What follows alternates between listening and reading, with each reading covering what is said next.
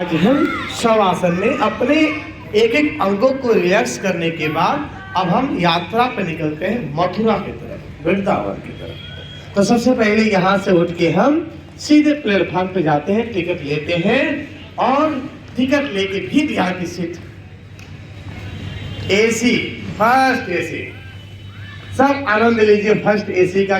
हम first AC में बैठे हुए हैं, एकदम सो करके आनंद के साथ हम लोग जा रहे हैं और उसमें हरे राम हरे कृष्ण का धुन, कृष्ण भगवान को याद करते हुए, राधा रानी को याद करते हुए हम अपनी यात्रा को पूर्ण कर रहे हैं। और जैसे ही स्टेशन पार करके मथुरा पहुंचते हैं और वहां जब उतरते हैं तो ऐसा लगता है अरे वाह, स्वर्ग की दुनिया में आ गए, भगवान के घर हम आ गए, भगवान के स्थान पे हम आ गए हैं। ऐसा भाव करते हुए आप धरती माता को नमन करेंगे और फिर वहां से फटाफट अपने आप को धुलेंगे, तन की चादर को, मन की चादर को वहां पतित पावन गंगा जल से, जमुना जल से आप धो करके आप हाथों में फल फूल प्रसाद ले रहे हैं और फिर आगे बढ़ रहे हैं हम कृष्ण जी का दर्शन करने के लिए, राधा रानी का दर्शन करने के लिए। और वहाँ के एक एक दृश्य से हम रूबरू हो रहे हैं, सबसे मिल रहे हैं, सबके वातावरण को समझ रहे हैं, देख रहे हैं क्या वहाँ आनंद है। सबके गले में वो माला तुलसी का, सबके गलों में वो माला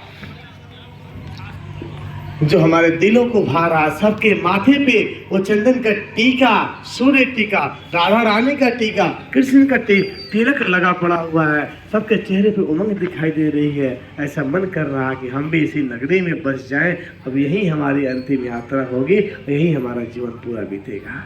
तो ऐसा भाव रखते हुए, भगवान का ध्यान करते हुए फिर वहाँ से आशीर्वाद लेकर के हम पुनः अपने गंतव्य की ओर पहुँचते हैं।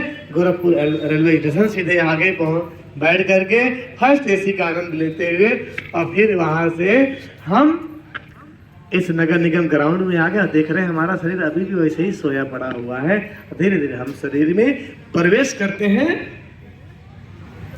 और एक एक शरीर को, जैसे हमने रिलैक्स किया था, अब एक एक अंगों को हम क्या करेंगे, ऊर्जा से भरेंगे। तो भावना करें, चेहरे पे ध्यान करते हुए, चेहरा मेरा पूरा प्रकाशवान है, कहीं कोई कमी नहीं चेहरे में, भगवान की कृपा हो रही है, भगवान की ऊर्जा बरस रही है।